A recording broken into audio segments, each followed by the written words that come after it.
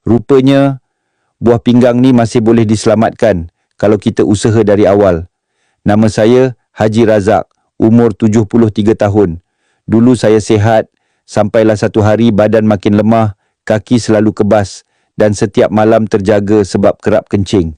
Bila buat pemeriksaan, doktor kata buah pinggang saya dah masuk tahap 4.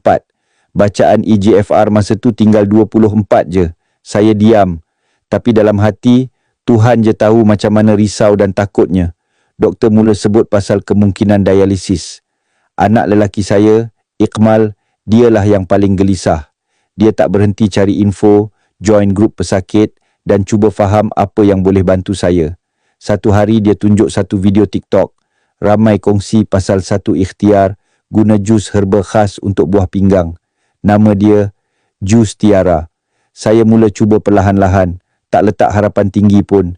Cuma amalkan 2 sachet sehari, ikut nasihat pakar dan jaga makan. Lepas 5 minggu, kami buat ujian semula. Allahu Akbar, bacaan EGFR saya naik ke 42. Dari tahap 4 ke tahap 3B. Doktor sendiri macam tak percaya. Saya? Lagilah.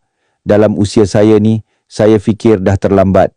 Tapi rupa-rupanya, bila kita usaha, Allah lorongkan jalan.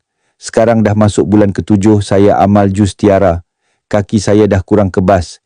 Tidur pun dah lena. Saya tak berani janji apa-apa. Tapi selagi badan kuat, saya nak terus ikhtiar. Sebab hari ni, saya boleh berdiri solat, boleh temankan cucu bermain. Dan saya dah tak risau kalau doktor panggil untuk check up lagi. Kalau korang nak tahu lebih lanjut pasal jus Tiara ni, tekan je beg kuning kat bawah atau tengok dekat profil. Kalau tak jumpa beg kuning, boleh klik link yang aku mention dekat bawah tu. Yang penting, usaha, bukan tunggu sakit melarat.